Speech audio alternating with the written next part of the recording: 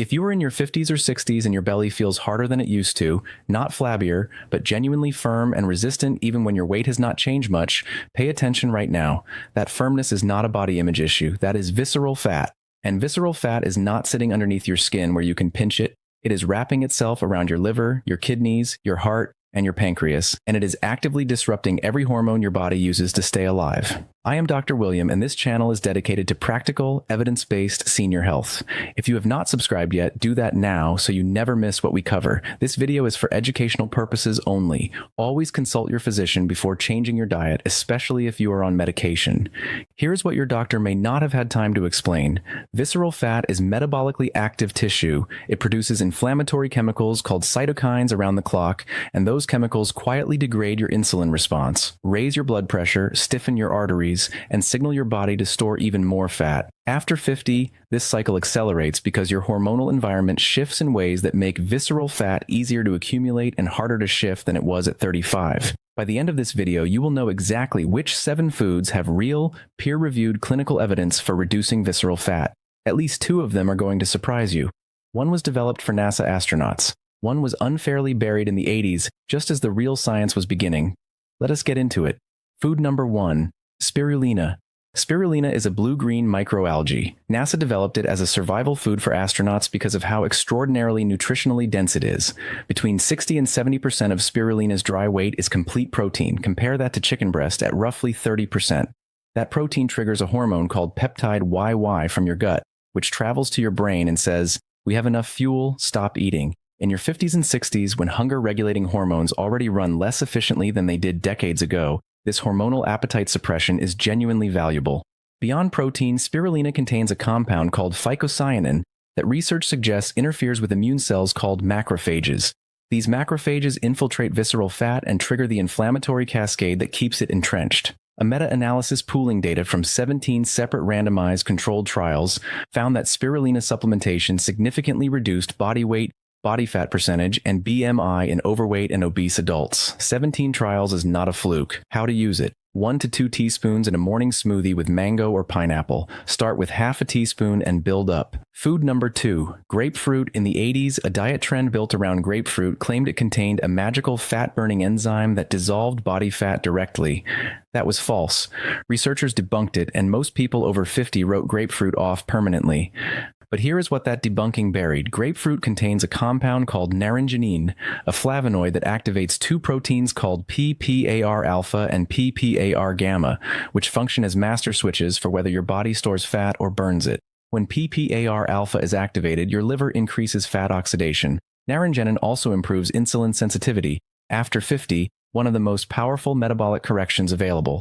A placebo-controlled randomized trial had participants eat half a fresh grapefruit before each of their 3 daily meals for 12 weeks. The grapefruit group lost significantly more weight and showed measurable improvements in insulin resistance. Critical warning: grapefruit interacts with certain statins, blood pressure medications, and blood thinners. If you're on any prescription, check with your doctor first. How to use it. Half a fresh grapefruit with breakfast, eating as much of the white pith as you can tolerate. That is where naringenin is most concentrated. Food number 3. Wild salmon. Salmon belongs here for 3 reasons, and the third one is what most people miss entirely. First, omega-3 fatty acids. Salmon is one of the richest sources of EPA and DHA. These reduce chronic systemic inflammation, one of the most underappreciated drivers of visceral fat retention after 50. Elevated cortisol from chronic inflammation directly instructs your body to deposit fat around your organs. Omega-3s lower inflammatory markers, including CRP and interleukin-6. When those signals come down, cortisol normalizes and the instruction to store visceral fat becomes quieter.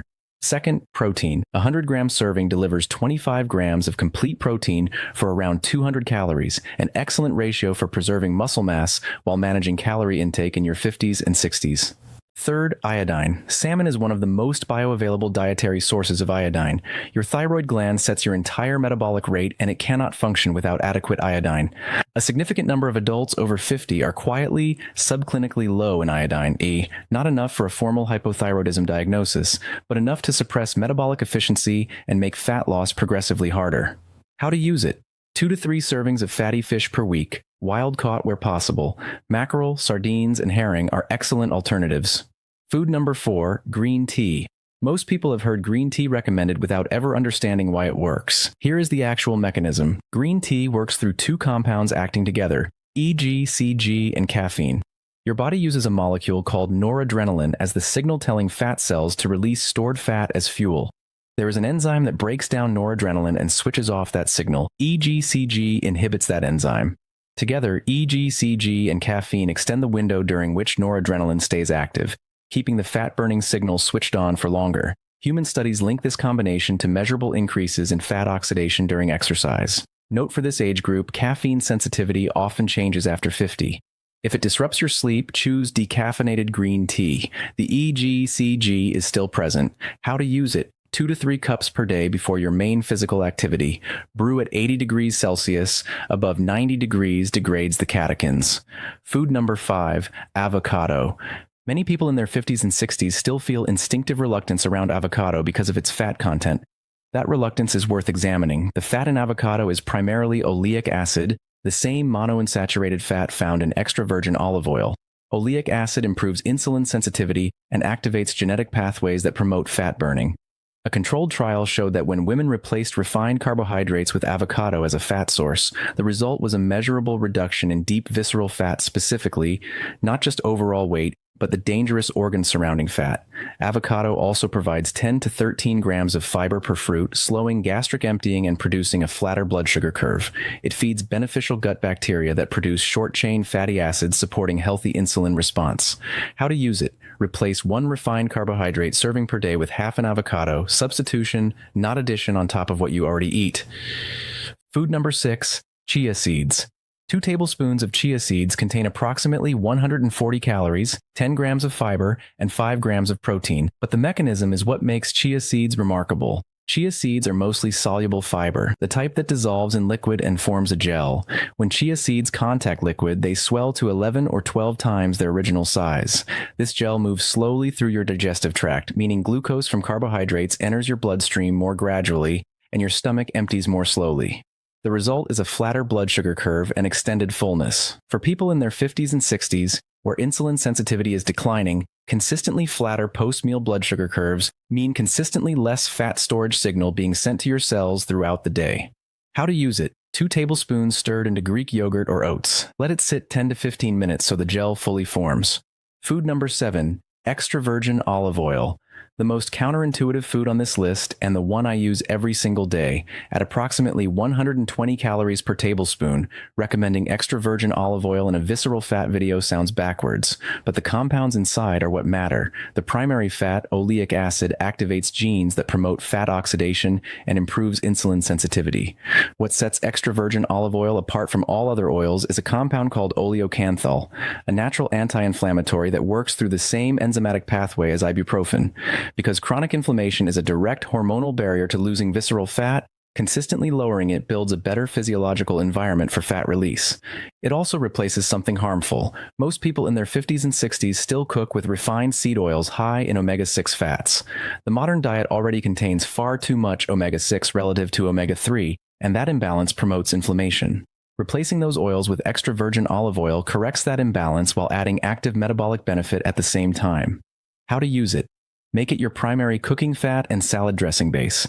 Buy cold pressed in a dark glass bottle, light degrades oleocanthal. Warning signs: you may already have dangerous visceral fat. Pay attention to this checklist. Your waist measures above 35 inches as a woman or above 40 inches as a man, even if your overall weight seems manageable.